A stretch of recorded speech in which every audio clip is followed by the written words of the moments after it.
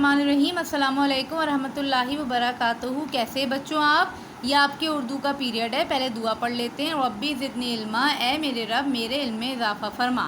बेटा अपनी उर्दू वर्कबुक का सफ़ा नंबर 32 खोलिए। 32 सफ़ा नंबर 32 पर हम आ गए बेटे। क्या लिखा हुआ है? रहनुमा लिखाई प्यारे नबी सल्लल्लाहु अलैहि वसल्लम। ये बेटा याद है आपको कि हम ये 5 जुमले हमें लिखने थे, जिसमें से शुरू के 2 जुमले हम लिख चुके थे और बाकी 3 जुमले इंशाल्लाह आज लिखेंगे।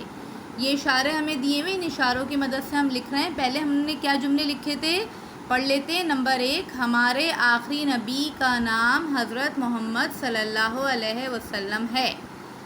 जुमला नंबर 2, आप सल्लल्लाहु अलैहि वसल्लम मक्का में पैदा हुए। अब हमें तीसरा जुमला लिखना है बेटे। तीसरा इशारा किया दिया हुआ है वालिद का नाम। आप सल्लल्लाहु अलैहि वसल्लम के वालिद का क्या नाम था? बिल्कुल हज़रत अब्दुल्ला। लिख लेते हैं जुमले में। आप सल्लल्लाहु अलैहि वसल्लम के वालिद का नाम हज़रत अब्दुल्ला था।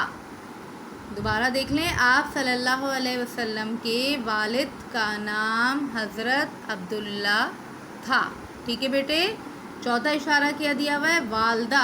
तो चौथे जुमले में हमें क्या लिखना होगा? वालदा का नाम। क्या नाम था आप सल्लल्लाहु अलैहि वसल्लम की वालदा का? बिल्कुल हज़रत बीबी आमना। लिख लेते हैं। आप सल्लल्लाहु अलैहि वसल्लम की वालदा का नाम हज़रत बीबी आमना था। ठीक है, चौथा जुमला हो गया है। अब पांचवा इशारा क्या दिया हुआ है बेटे? कुरान। कुरान का क्या जुमला बनेगा? क्या ताल्लुक़ है कुरान का और हमारे प्यारे नबी सल्लल्लाहु अलैहि वसल्लम का? बिल्कुल हमारे प्यारे नबी सल्लल्लाहु अलैहि वसल्लम पे कुरान नाजिल हुआ। वेरी गुड, लिख दीजिए। पांचवा जुमला क्या बना? आप सल्लल्लाहु अलैहि वसल्लम पर कुरान नाजिल हुआ।